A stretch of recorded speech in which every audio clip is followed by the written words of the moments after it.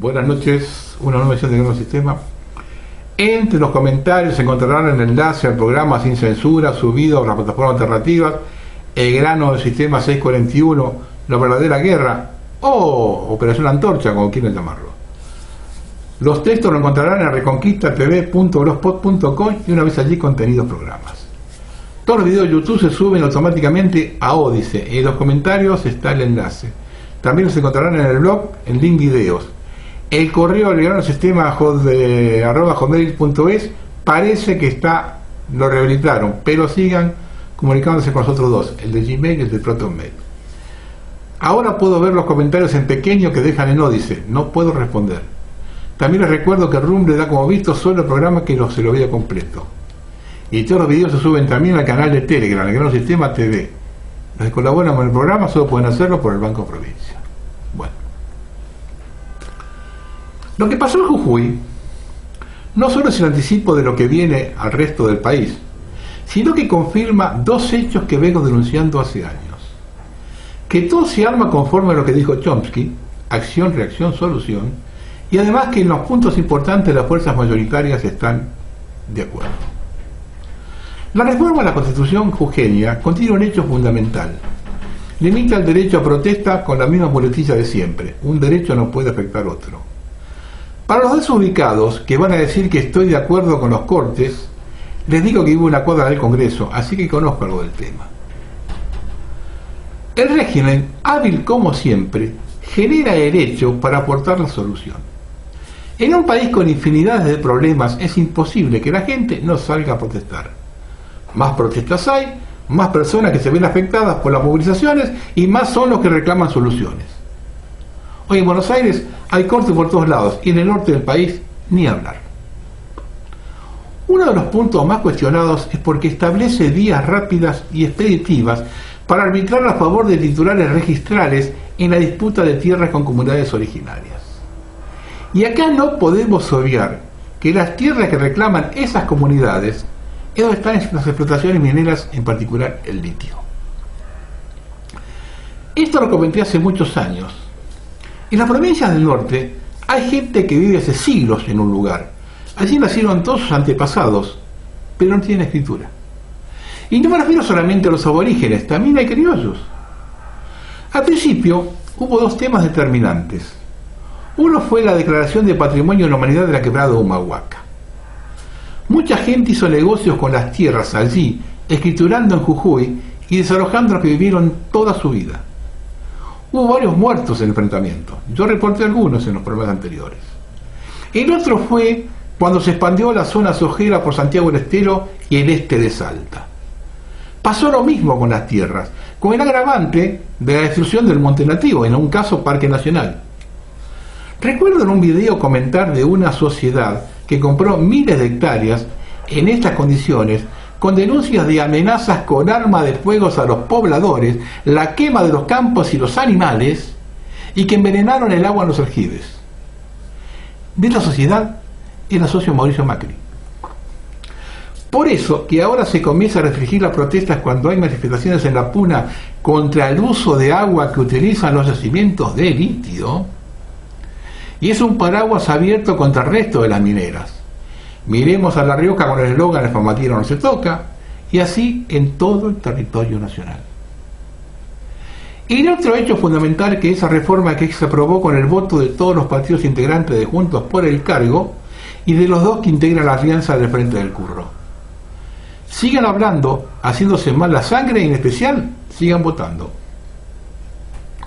Y para terminar acá, debería desasnarme un abogado constitucionalista. La Asamblea Constituyente era presidida por el gobernador Morales. ¿Es factible que un gobernador se postule como constituyente? ¿Es ético? Vienen a saquearnos, lo que significa que debemos estar alerta. Siempre se habló de las cláusulas secretas del acuerdo de YPF-Chevron por Vaca Muerta. Ahora se conoce que la Nación autorizó a Chevron a exportar petróleo sin retenciones. A través del boletín oficial, el gobierno aprobó el plan de inversiones por $500 millones para expropiar en Vaca Muerta. El proyecto quedó incluido en el régimen de promoción de inversión para la explotación de hidrocarburos. Nos siguen saqueando como hace 500 años con espejitos de colores. Y el campo, que al campo lo expolian.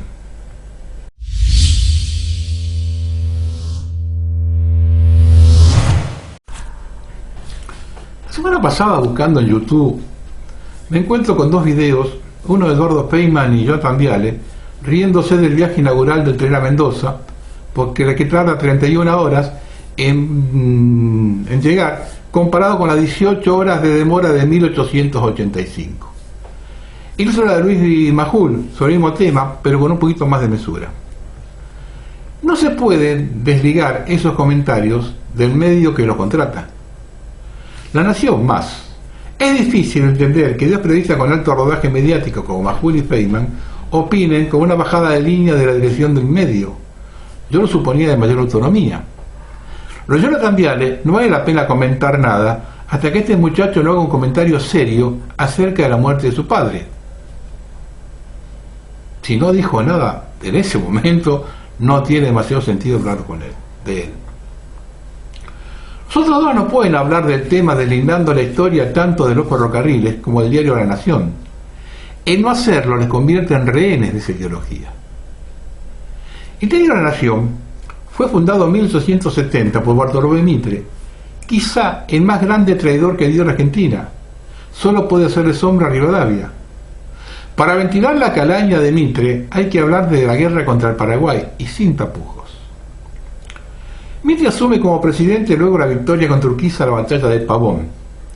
Cuando la masonería ordena al entrerriano que se retire, lo que hace, llevando su gente y dejando a los santafesinos, que son masacrados por orden de Mitre por el general oriental Venancio Flores. La orden de la masonería que debía ser presidente Mitre se debe a las grandes deudas que tenía el país, algunas que venían de la guerra por la independencia y que los únicos que garantizaban su pago eran los unitarios. De hecho, el gran demócrata asume con la proscripción del Partido Federal. Y acá hay otra vergüenza oculta por la historia oficial. Otra traición de Urquiza, dejando a merced de las tropas de Mitre el ejército federal. Solo llevó sus 4.000 entrerrianos. Este avance se hizo a sangre y fuego en una de las páginas más negras de nuestra historia. Todo aquel que tuviese una divisa punzó era degollado, al igual que los desertores, agravados porque la mayoría de esos degüellos fueron realizados por mercenarios traídos de Sicilia. Los que tenían suerte los enviaban a la línea de frontera a pelear con el indio. No importa que tuviese mujer e hijos. Adentro de los que criticaban lo que hacían con los indios después de Roca, ¿no? Había que terminar al gaucho. La unificación de la Argentina se hizo con un genocidio de 20.000 personas. De eso tampoco se habla. Y lo que se quejan de Roca, de esto no dicen nada. Roca no mató 20.000 aborígenes en su campaña. Hay intocables en la historia. Uruguay estaba gobernada por el doctor federal Florencio Berro, quien no se dejaba influenciar por brasileños e ingleses, lo que produjo la ira de ambos países. Como Mitre era aliado de los brasileños y sicario de los ingleses, envió al general oriental Venancio Flores, el gran degollador del ejército federal en Santa Fe luego de Pavón, para que sacase al presidente Berro. Allí fue con soldados mitristas y dinero brasileño, con la excusa de un conflicto menor que mantenía Berro con un canónigo. Muchos argentinos federales cruzaron el río para combatir junto a los orientales y debido a la fuerza de resistencia invadieron el país tropas brasileñas. Una vez caída Montevideo, la resistencia se concentró en Paysandú, defendida por 1.000 voluntarios al mando del general Leandro Gómez. Urquiza impidió el paso de los argentinos que querían ir a combatir con la promesa de su intervención, conformando una nueva traición por casi 2 millones de francos oro derivados de la compra de todos los caballos entrerrianos. Se quedó quieto con la promesa que iría a liberar Paysandú. 30 días resistieron hasta que la ciudad, rodeada por 20.000 soldados brasileños y 15 modernos barcos completamente artillados abastecidos en Buenos Aires, finalmente Paysandú cayó y fueron fusilados todos los defensores con Gómez a la cabeza. Esto provocó la reacción de Solano López en Paraguay. Para 1860, Inglaterra y Francia importaban 3 millones de fardos de algodón para su industria textil desde el sur de Estados Unidos. Al comenzar la guerra civil en el país del norte, suena la alarma en Europa. Los estados algodoneros adelantan 165 millones de dólares, lo que ha volcado la guerra, ya que Inglaterra consideró que era posible ganarla. La realidad fue otra. En 1864 solo se exportan 23.000 fardos, lo que provoca un colapso en los centros algodoneros. 250.000 obreros entran en huelga y otros 165.000 trabajan 4 horas. Comienzan los disturbios en Europa junto a grandes pérdidas en la bolsa. Gran Bretaña sale a buscar nuevos mercados, productores de todo el mundo, enviando al consulado de Rosario al doctor Thomas Hutchinson, médico y geógrafo. Luego de un intento en Santiago del Estero, no la considera apta, mira hacia Paraguay. Había una valla, gobernado por el mariscal Francisco Solano López, que aún no había abierto las puertas al liberalismo económico. Era el país más avanzado de América. Debido a las guerras civiles, los continuos enfrentamientos entre argentinos y brasileños y los bloqueos anglo-franceses durante 50 años, se cerró sus fronteras. Eso produjo el desarrollo de su siderurgia, industria textil, de materiales de la construcción y otros afines. Hasta ferrocarril poseía. Contaba con una flota fluvial y de ultramar, construidos en el astillero de Asunción. Puentes, canales de riego, represas y puentes para cosechar 2 veces al año. Todo esto producido por un Estado que administraba el 100% de la economía proteccionista y cerrada al exterior, alentada por una vieja tradición jesuítica. Lo más importante es que el país más progresista de América construía su futuro sin inversiones extranjeras, sin empréstitos de la banca inglesa y sin las bendiciones del comercio libre. Inaceptable para los ingleses. También tenía el hombre justo en el momento justo, en el lugar justo. Solano López, quien no siguió los consejos de su padre acerca de evitar los conflictos con sus vecinos, en especial Brasil.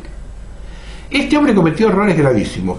Primero, no se percató de los cambios que se habían producido en la región. Paraguay pudo mantener su independencia mientras duró la guerra civil en la Argentina. Una vez que nosotros nos manejamos como nación, el escenario cambió. Si bien en algún momento vendría la provocación, la lógica determinaba una guerra defensiva. Para eso estaban preparados. Subestimó a los adversarios y sobreestimó sus propias fuerzas. Lo envalentonó algunas victorias menores en el Mato Grosso. Eso lo decidió invadir Corrientes, pese a la negativa del gobierno de Mitre. Ese hecho derivó en la firma secreta del Tratado de la Triple Alianza entre Argentina, Uruguay y Brasil, financiada por el Banco de Londres, la Baring Brothers y la Banca Rothschild. Era tanta la injerencia británica que el embajador en Buenos Aires se sentaba en la mesa durante la reunión de gabinete de Mitre con sus ministros. La deuda de los 3 países al terminar la guerra era varias veces millonaria. Paraguay sin hablar, le metieron en precios de indemnizaciones de guerra como para que no se levante más, además de perder la mitad del territorio y privatizar tierras y empresas. Solano López era un ingenuo en las relaciones exteriores, déspota y sanguinario con su pueblo. Miles de paraguayos fusiló, mandó a descuartizar, sembró el terror en su país. Eso también hay que decirlo. Cuando se percató que la guerra estaba perdida, imaginó una conspiración. Debido a ello ordenó miles de ejecuciones en el ejército, 2 hermanos, 2 cuñados, ministros, oficiales militares y 500 extranjeros, varios diplomáticos. Ordenó matarlos con lanzas para ahorrar municiones y enterrar en la fosa común. Por razones políticas, los cuerpos de oficiales habían sido abandonados. A raíz de ello, el mejor ejército de América no tenía construcción especializada, ni entrenamiento acorde. La muestra de ello la tuvo cuando se encontró con su par brasileño de cruzar Corrientes. Perdió la mitad de sus tropas, las mejores armas y artillería. A partir de ahí, la guerra fue defensiva, no tenía reposición de armamento perdido. La resistencia del interior a la guerra estuvo a cargo de Felipe Varela. Un detalle a tener en cuenta es que a Varela lo venció Taboada, quien negociaba con los ingleses la siembra de algodón en Santiago del Estero, donde se llegaron a hacer obras de canalización en el río Salado. Hay 2 hechos vergonzosos en la guerra. Una fue la firma en secreto del Tratado de la Triple Alianza, ventilado por la prensa inglesa, que produjo un escándalo en el resto de América. De todos los países pidieron el cese del fuego inútilmente. Y el otro una infamia. Se hace aparecer a Paraguay como un país agresor a invadir Corrientes en forma alevosa, cuando meses antes el ministro paraguayo le hizo llegar a su par argentino la declaración formal de guerra, que fue ocultada deliberadamente por Mitre. Su gestión queda marcada por el primer holocausto de la era moderna. De 1.300.000 personas que vivían en Paraguay, quedaron 200.000, solo mujeres y niños. Así comienza el derrotero de Mitre. Su otra tradición es cuando lo hace con Alem durante la Revolución Radical de 1890, la cual es abortada, provocando la continuidad del régimen entreguista de la generación del 80. Durante el primer gobierno de Irigoyen, el diario fomenta la intervención militar contra la demagogia y aplaude el derrocamiento de 1930. En el peronismo asume una posición crítica, hasta que en 1951 se confisca el diario La Prensa. Ahí, ante ese hecho, la diario La Nación pasa a ser tolerante con el peronismo. Siempre estuvo en contra de la defensa de los intereses nacionales, siempre apoyó los golpes militares, fue siempre la voz de los poderosos. Durante el gobierno de Menem compartió las privatizaciones y el desguace del país, entre ellos los ferrocarriles. No hace falta remontarse a 1885, como dicen estos dos conductores que ignoran todo sobre el ferrocarril. Yo viajé en 1991 17 horas. Ellos viajan en el avión. Vamos a pasar revista de algunas cosas. El sistema ferroviario estuvo abandonado 30 años. Por lo tanto, no se puede tomar velocidad sin cambiar durmientes y rieles. Recuerdo que vuestro empleador, La Nación, avaló el desguace y el abandono. El gobernador de San Luis, el feudo de San Luis, cortó la comunicación a la capital de la provincia. Por lo tanto, para ir a Mendoza, hay que tomar un desvío minero hacia Besley, que es más largo, y esas vías nunca estuvieron en buenas condiciones. A esto hay que agregarle el cruce de la laguna a La Picasa, que antes no estaba, un tramo que se hacía en 10 minutos y hoy lleva casi una hora, o más. Se puede hacer más corto, por supuesto, con una gran inversión de cambio de rieles y durmientes y evaluar cómo se pasa nuevamente por San Luis. Considero que se está invirtiendo en el tren, pero no estoy de acuerdo con la forma que se está haciendo. Se tendría que haber iniciado con el sector industrial, para fabricar la mayor cantidad posible de componentes, en especial los rieles. Lo hablé con el ingeniero Besky en 2013 en TLB1. La fabricación de rieles se podría restablecer en 1 año y medio. Todavía se importa. Coches motores se podrían haber readaptado fábricas de camiones o micros. Nada se hizo. No puede ser que la extensión del tren de las sierras en Córdoba, 30 kilómetros, tarde más de 1 año. Así no terminamos nunca. Esas nuevas máquinas para cambiar durmientes y rieles con que hagan 2 kilómetros por día, con 4 equipos en 45 días se hace de nuevo el tramo Rosario-Córdoba. De hecho, hace 100 años a pala y pico se avanzaban 5 kilómetros por día. Da toda la impresión de la obra proelectoral. Negociaron con China un crédito de $800 millones para ferrocarril, pero para el suministro de material, no para instalar una fábrica aquí.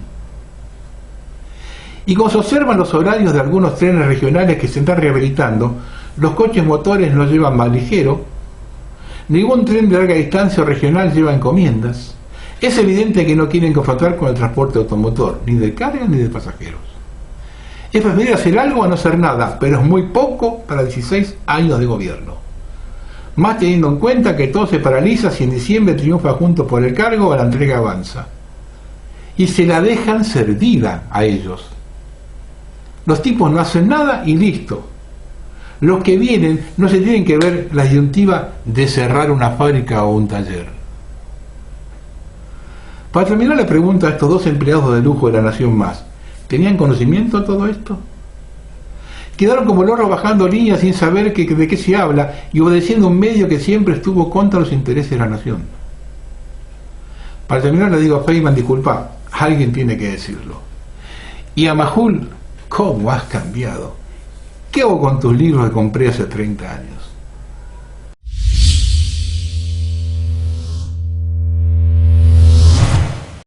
Esta es la que tiene la secreta. Y hay que expresarlo el potencial para preservar la fuente. Trascendió algo muy importante que había sucedido la semana pasada en una reunión entre Alejandra Vigo, esposa de Schiaretti, y Máximo Kirchner en un hotel de la zona de Retiro en Buenos Aires, gestionada por Eduardo Seita y la diputada de la Cámpora Gabriela Pérez. La diputada habría pedido que el kirchnerismo no presente candidato a gobernador en Córdoba y que apoye la elección del candidato de Schiaretti. La condición que había puesto Máximo fue que el PJ de Córdoba apoye el aguado de Pedro para integrar el Consejo de la Magistratura, que controla a los jueces que investigan la causa de los gobiernos K. Schiaretti estuvo de acuerdo, pero pidió que no se supiera porque en Córdoba eso lo perjudicaría. El pacto se había cerrado la noche del jueves, después de una llamada entre el propio Schiaretti y Cristina Fernández de Kirchner. También habrían acordado que no se apoye el desafuero de Cristina. Schiaretti tiene miedo que se mueva la causa de los cuadernos porque hay implicaciones que pueden llegar a sus propios funcionarios por Odebrecht y las obras de los gasoductos. Yo de los gasoductos lo comenté en un programa hace unos cuantos años de Schiaretti. Estaba de la sota todavía. Hasta acá. La corrupción con los gasoductos de Córdoba hasta acá. Y Odebrecht los hizo. Y el grupo Macri. En los próximos días habrá en Córdoba una reunión de peronismo federal en la que volverán a decir que no tiene nada que ver con el kirchnerismo. El objetivo estaría cumplido. Juez como magistratura ahora está dominado por el peronismo con el apoyo de Schiaretti. Veremos con el tiempo.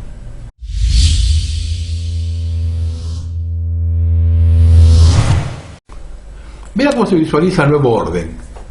Bill Gates es recibido en China con la alfombra roja. El mundo de los medios no tiene nada que ver con la realidad. Xi Jinping dijo: nos visita un viejo amigo que ha hecho y hará tanto por el desarrollo de China. No sé si se necesita explicación.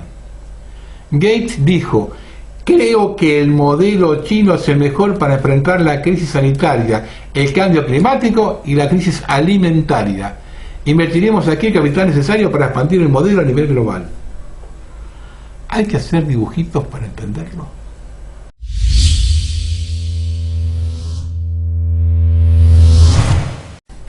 El teólogo del foro de Davos, Harari, te lo dice en la cara. Si ya no lo quieren entender, el problema es otro. The easiest way to grab people's attention is to make them frightened. This is how we are built, really, as animals.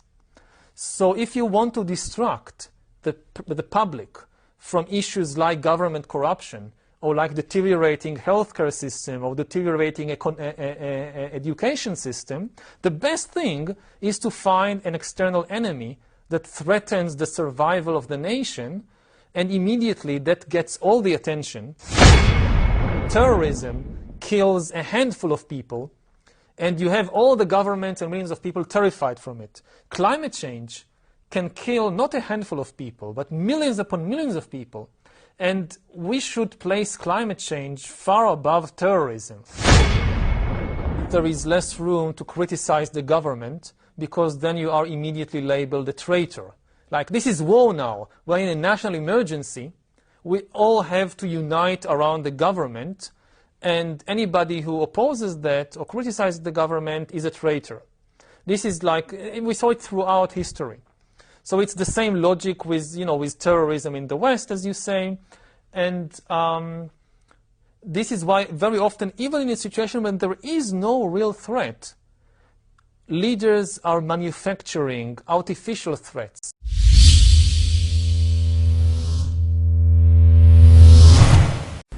Un país desquiciado. El gobierno de la ciudad remata 14 terrenos en el barrio olímpico Villa Soldati a $227 el metro cuadrado, 4 veces menor que el valor de mercado. Pero si fuera poco, el regalo, las subastas son en pesos, al dólar oficial y en 12 cuotas fijas. Ahí tenemos un candidato a presidente. Santiago del Estero. Reclutadores terroristas creaban un nexo local. Lo detectó el FBI y actuó la Policía Federal. El monitoreo norteamericano digital de seguidores del califato terrorista marcó el objetivo en Santiago del Estero, y la investigación determinó que el sujeto detenido el miércoles en el barrio industrial mantenía fuertes vínculos con el Estado Islámico. Expertos en sumar lobos solitarios y células para sus fines. En el Estado santiagueño no se puede mover nada sin que se entere el gobernador, pero de esto, nada. Acá tenemos la presidenta del Senado primera la línea de sucesión en caso de cefalía del Poder Ejecutivo. Darío Berger, CEO de Mekorot, empresa estatal de agua de Israel, dijo lo siguiente: los argentinos se tienen que acostumbrar a la cultura de la escasez. Mekorot será la encargada de gestionar los recursos hídricos de los argentinos.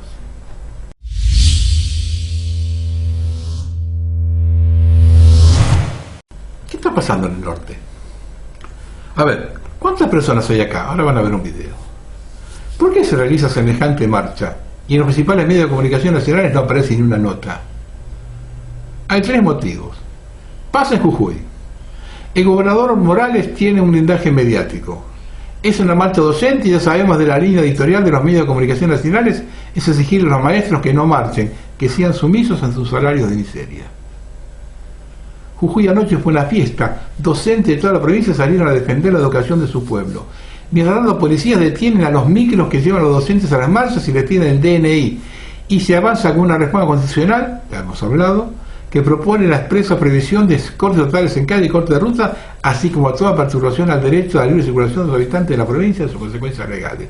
Y eso que está pasando en Jujuy, pasa también en Salta. Y en el Chaco, con el despelote tiene Capitanich con la muerte de esa mujer. Chaco está lleno de marchas. Y en Salta también.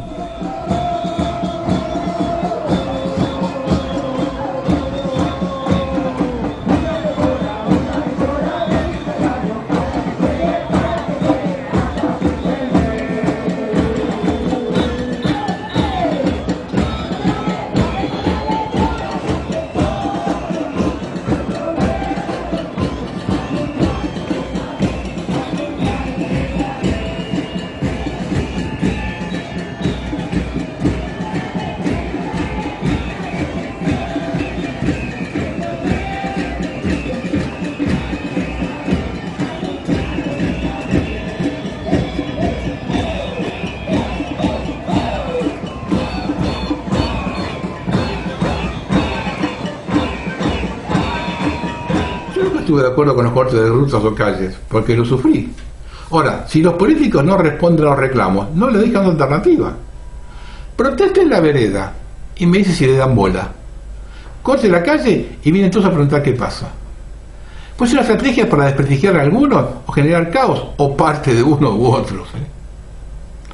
En cuanto al gobernador Morales, como metió presa a Milagros Salas, se ha creído que tiene un salvoconducto para hacer lo que quiera. Otro candidato a presidente.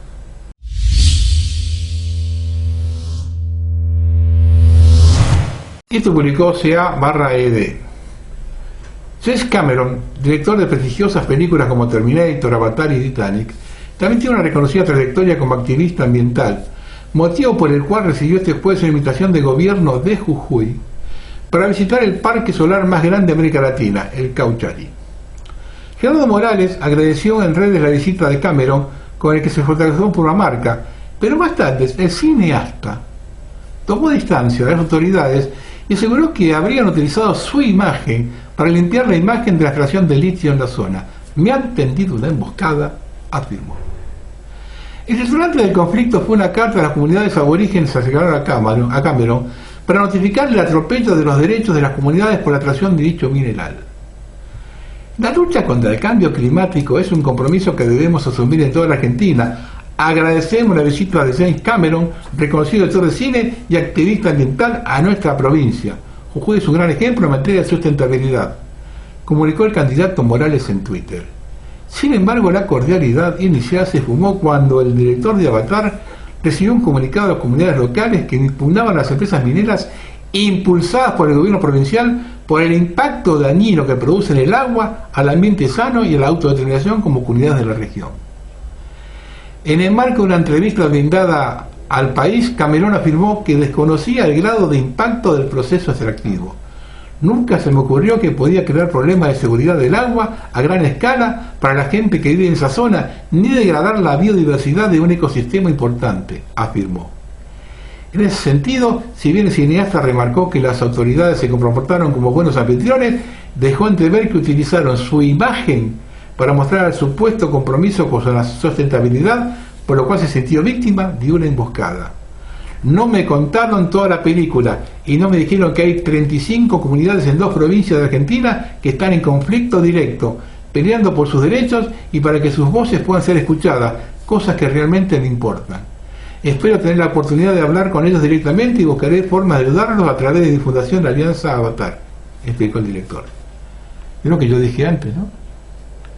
¿Para qué está el tema ese de la prohibición de las manifestaciones?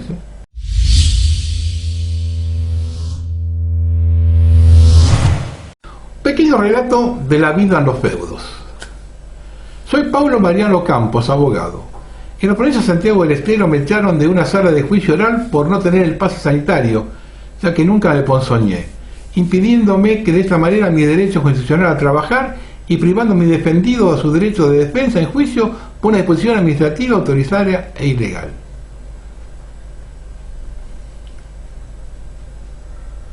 Necesito que me ayuden con la discusión, ya que en Santiago del Estero todos los medios de comunicación están comprados por el gobernador Gerardo Zamora. La esposa de él es la presidenta del Senado. Segunda año de sesión, renuncia a Alberto, renuncia a Cristina y sube ella.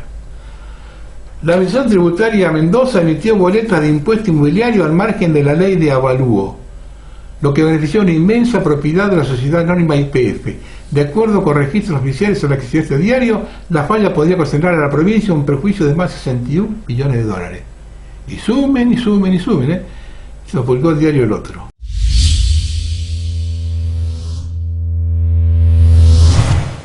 Esto lo publicó Dani Díaz de Infovacunas, pero no tiene nada que ver con la vacuna. ¿Sabéis lo que es la masonería? Los Rothschild, el control piramidal, la creación global del dinero como deuda. ¿Oís algún partido hablar de los chemtrails? ¿De los sistemas médicos basados en los tratamientos y en enriqueceras farmacéuticas? ¿Sobre eugenesia? ¿Sobre pedofilia elitista encubierta? ¿Sobre el control mediático de la información y control mental a través de ellos? ¿Oís que hablan de sistemas educativos adoctrinadores, creadores de esclavos no pensantes? No tenéis ni idea del mundo en que vivís. Y habláis de partidos políticos creyendo que votar a uno u otro cambiará el sistema. Cuando ese sistema quien ha creado esta forma de control basada en haceros creer que elegís algo. La democracia es uno de los trucos de los controladores del mundo en las sombras para haceros creer que tenés el control. Pero es mentira. ¿Cómo van a dejar a las personas que tienen el control del mundo a la gran masa social tener el control? Es ridículo.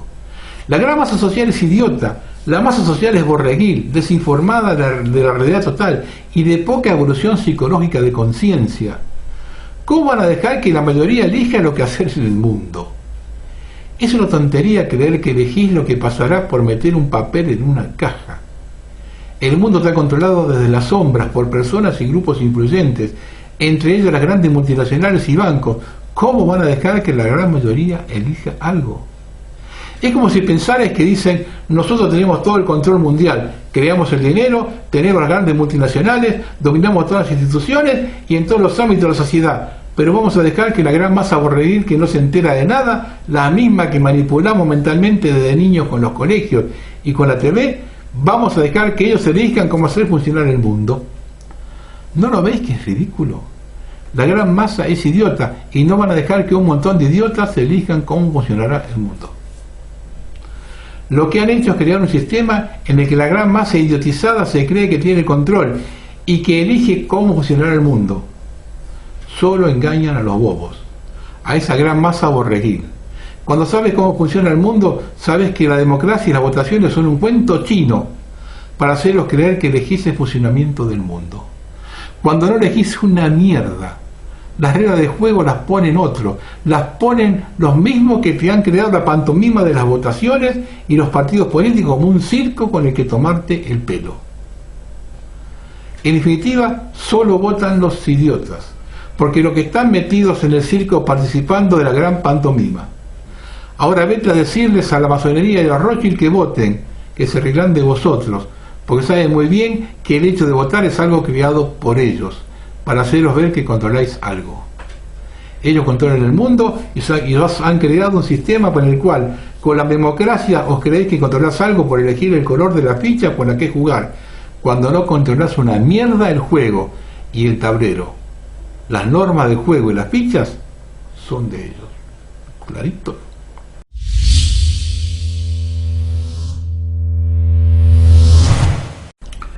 Es lo que yo traigo el orden. La decadencia del imperio. Todo el mundo sabe que San Francisco es el baño público más grande del país, lo que requiere que la ciudad emplee un equipo de limpieza de patrulla caca de 6 cifras. Sin embargo, un nuevo informe de la oficina del Contralor de la ciudad realmente pone las cosas en perspectiva.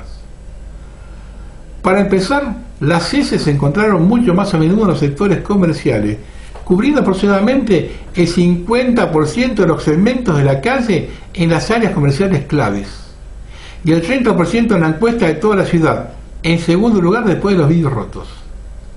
Las heces también incluyen bolsas llenas de heces que no están dentro de los recipientes de basura. Se cuentan las heces que se esparcen o untan en las calles, la acera u otros objetos a lo largo de la ruta de evaluación. Las manchas que parecen estar relacionadas con las heces pero que se han limpiado no se cuentan, se excluyen los excrementos de aves. Mientras tanto, los 2/3 de las rutas comerciales clave reportaron basura callejera de moderada a severa, frente al 41% de las calles de la ciudad que luchan con el mismo problema.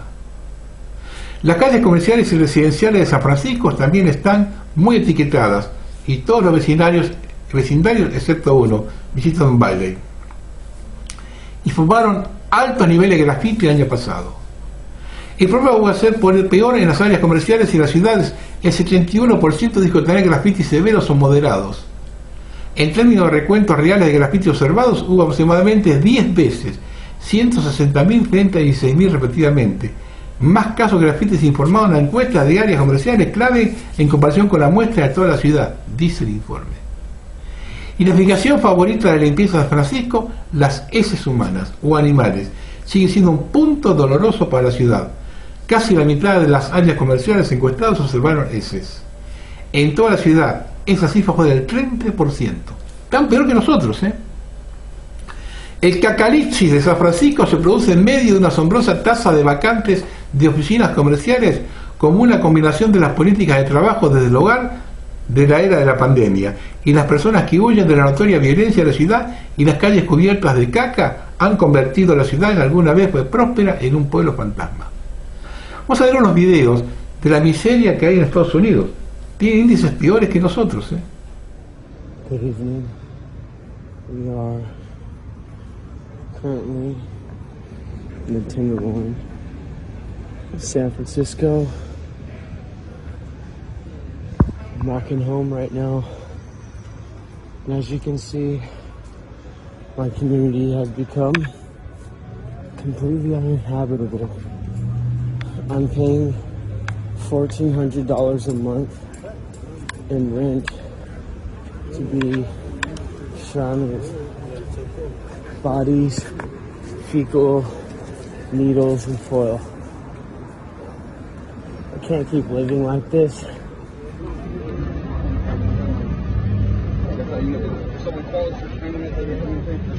Está demasiado control, viene.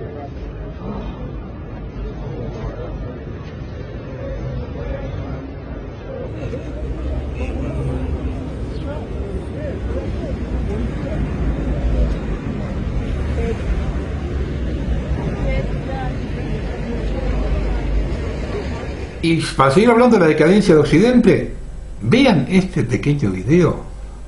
El ejército holandés rindiendo homenaje al colectivo LGBT.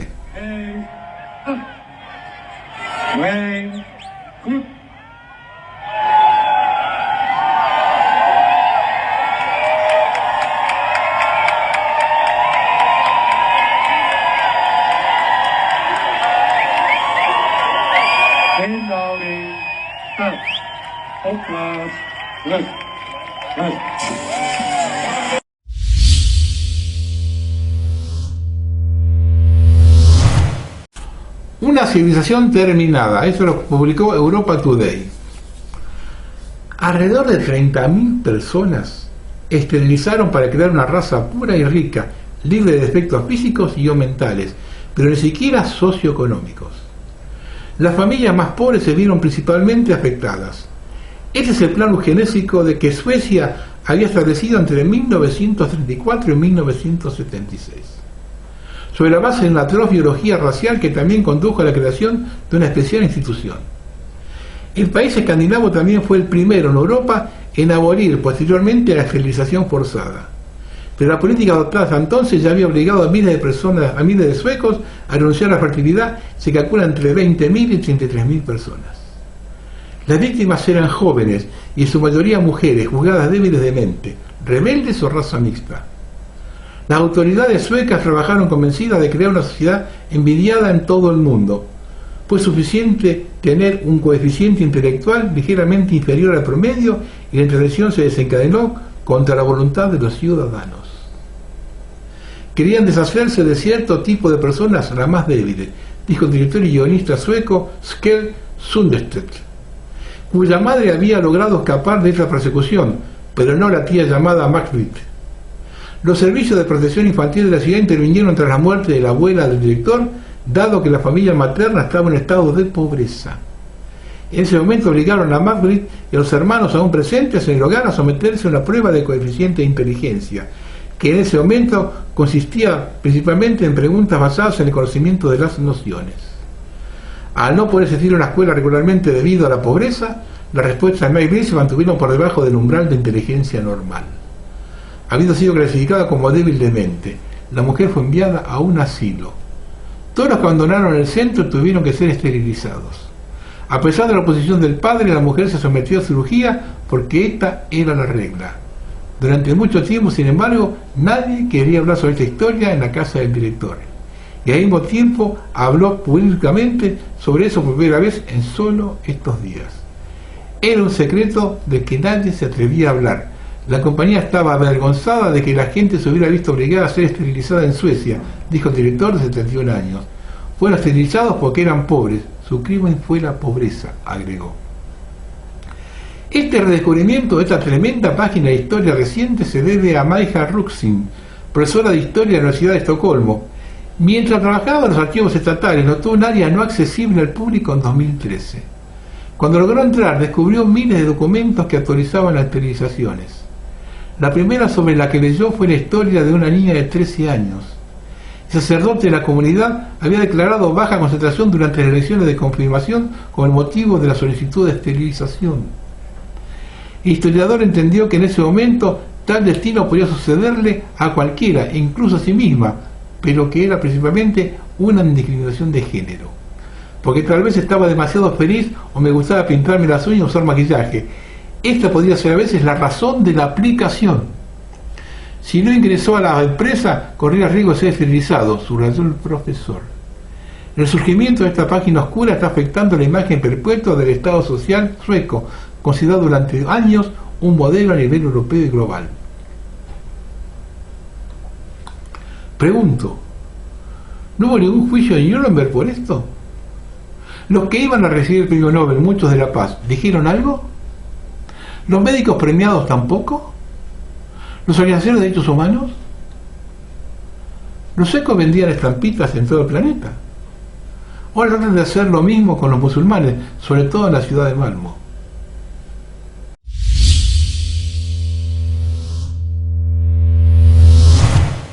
Observe la cruz que lleva el Papa. Es un esqueleto con los brazos cruzados representando a Osiris, utilizado por la Iglesia Gnóstica, que es una rama del Ordo Orientis Alecta Cromley, Templi, aceptado como parte de la Relación Católica del Vaticano. Tiene un nombre, la cara de un esqueleto, la celebración de una oveja sobre sus hombros. Mira la paloma en la parte superior de la cruz y compárala con la Iglesia Gnóstica Otto, emblema de los masones, caracterizado como momia en su típico gesto osiríaco con los brazos cruzados. El emblema de la calavera, las tibias cruzadas, Skull and Bones, vinculado en más de una ocasión al ocultismo templar, ismo, masonería, hermetismo y diversas escuelas y formas iniciáticas, donde se pone de manifiesto de nuevo el paralelismo del gesto siríaco 10 con la muerte y la tumba. Osiris, dios egipcio de los infiernos, de la oscuridad, representa y dan culto sagrado a los papas del Vaticano, despertador de la Matrix. Vean, ahora van a ver la cosa.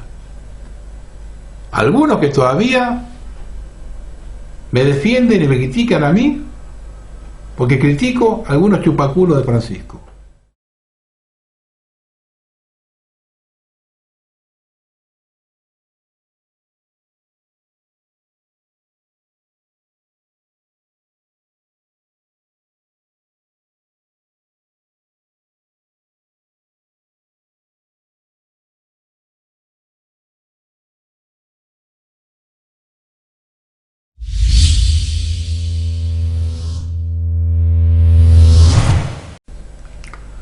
Casas más, casas menos, decían los hermanos Ávaros, ¿no?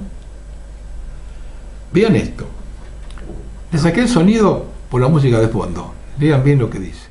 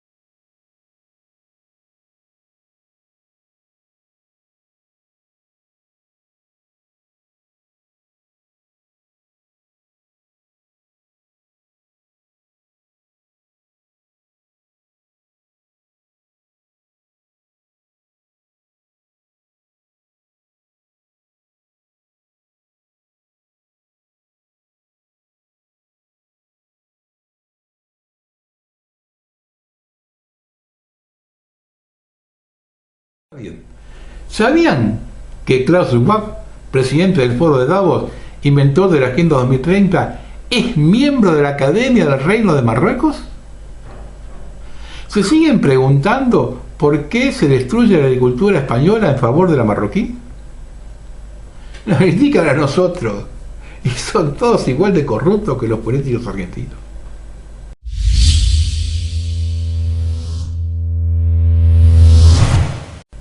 Se está complicando a todos lados. La asambleísta departamental de Santa Cruz, Bolivia, el del movimiento socialismo, Muriel Cruz, ha sido agredida este viernes cerca del edificio de la gobernación local. Como verán en este video, la legisladora cae al suelo y varias personas empiezan a agarrarla por el pelo y golpearla. Ningún medio de información oficialista cuenta por qué el pueblo reacciona así. Puede ser que ya estén cansados de tanto progresismo, socialismo y comunismo. Ya sabemos por qué la congresista fue agredida. Ahora lo entendemos todo, no podemos quedarnos con un contexto, debemos saber la verdad, y al parecer las últimas políticas de sometimiento al pueblo por parte del equipo de gobierno, y lo más importante, el comportamiento y actitud de la policía del lugar, ha provocado que algunos llegaran a su límite. El pueblo entiendo que tiene un límite, y estos socialistas están implantando órdenes y leyes tiránicas en Bolivia. Y ojo, porque Santa Cruz fue siempre el rancho pobre.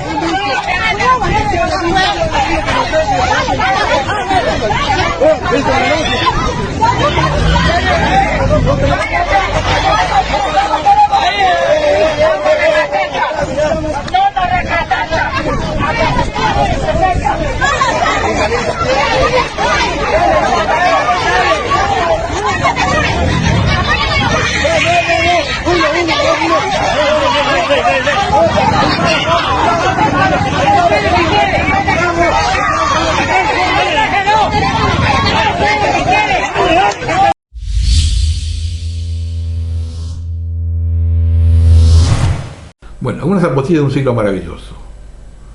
Un comodín habitual de los globalistas es acusar a los detractores de Soros de antisemita.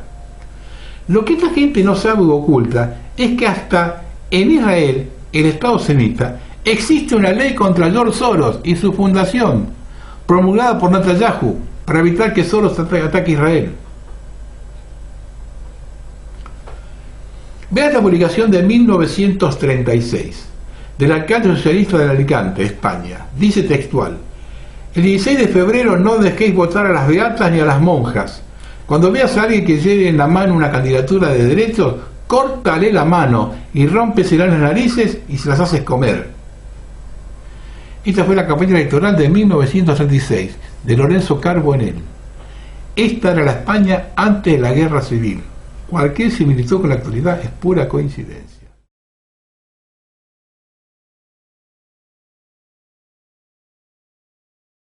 El primer ministro húngaro Orbán comparó la entrega del control del imperio a su hijo por parte de Soros con una escena del Padrino. CNT que cómic. Ojo con esto. El gobierno de Estados Unidos está preparando planes para evacuar a los ciudadanos estadounidenses que viven en Taiwán. La planificación ha estado en marcha durante al menos 6 meses y la situación se ha acelerado en los últimos 2 meses. CNT que cómic. Ahora viene este mensaje del cielo para que vean cómo nos pueden manipular con el Blue Beam.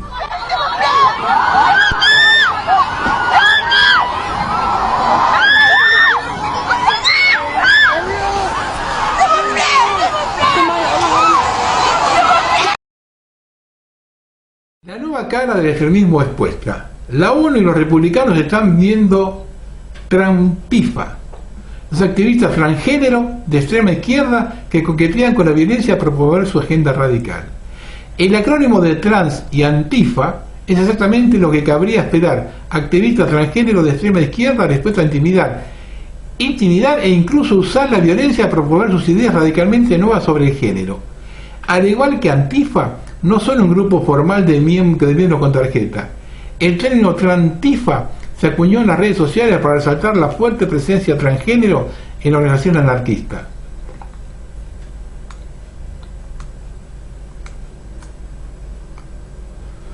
Los llamados miembros de Trantifa son un pequeño grupo de activistas trans al margen del movimiento que difunden retórica aislada en línea y se reúnen en mitines. Cuando el MK Ultra se sale de control, pasan estas cosas.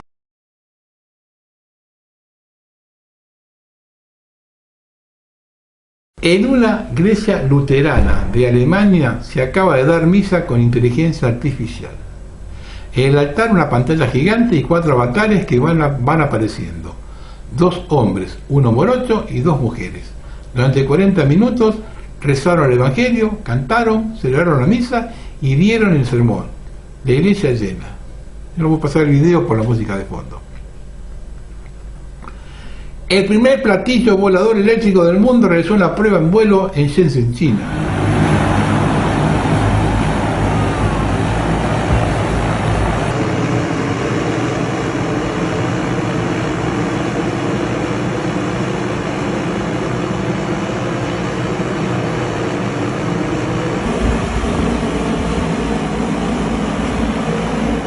Los mosquitos vienen ahora enumerados, despertar de la Matrix.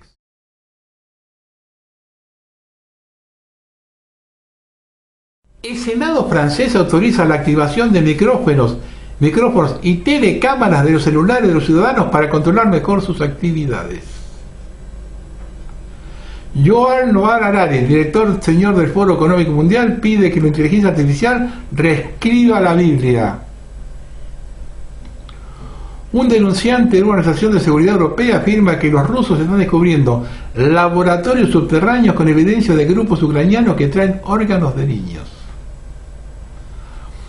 Ahora hay que tener cuidado con las segundas líneas, aquellos que operan para el sistema con fachada de antisistema, tipo Elon Musk, que tiene la misma agenda en versión soft.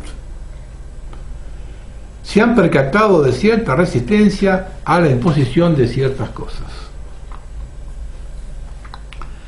Se acentúa la crisis por falta de combustible en Venezuela. Los productores agrícolas deben tirar sus cosechas, no hay gasolina para su traslado a los principales mercados. El presidente de Chile dice que ese modelo va a seguir. Despertador de la Matrix. El denunciante que expuso el esquema de soborno de Biden ha sido encontrado muerto. Antes de su muerte se había ofrecido a presentar las pruebas. No llegó a tiempo. CD Cosmic. En China han lanzado un sistema de pago basado con un escaneo de la palma de WeChat Palma Pay. El dispositivo de escaneo lee datos biométricos y carga automáticamente el dinero de la cuenta del comprador. El sistema funciona con poca luz e incluso recuerda la posición de la palma de la mano de un usuario en particular. Despertador de la mano.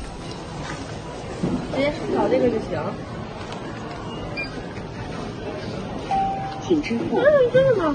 对呀。支付成功。谢谢。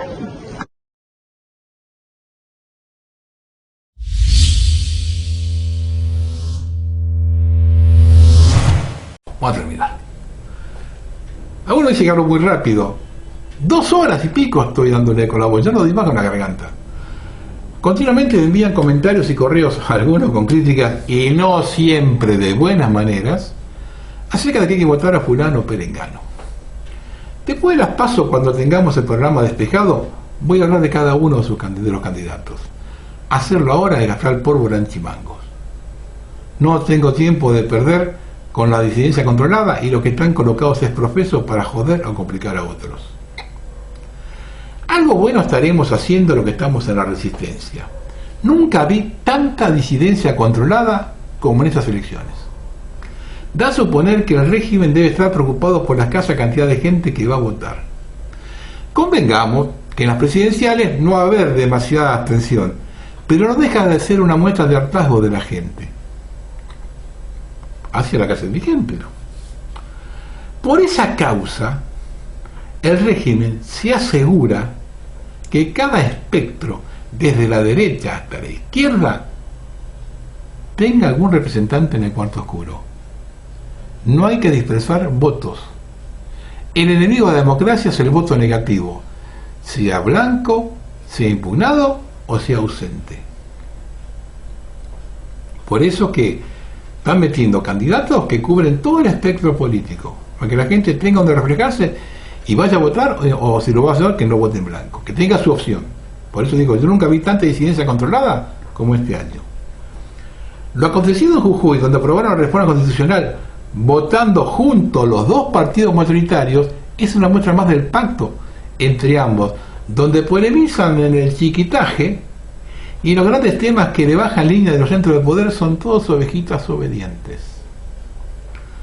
Al paso que vamos, cuando la mayoría lo perciba, el régimen habrá terminado su trabajo y estaremos todos con el grillete del cuello y las manos libres para usar el celular y creer que determinamos algo. Ese es nuestro derrotero. El que vio en el programa 641 subido a Ódice la manipulación de las masas sabe que hemos perdido la guerra. Buenas noches.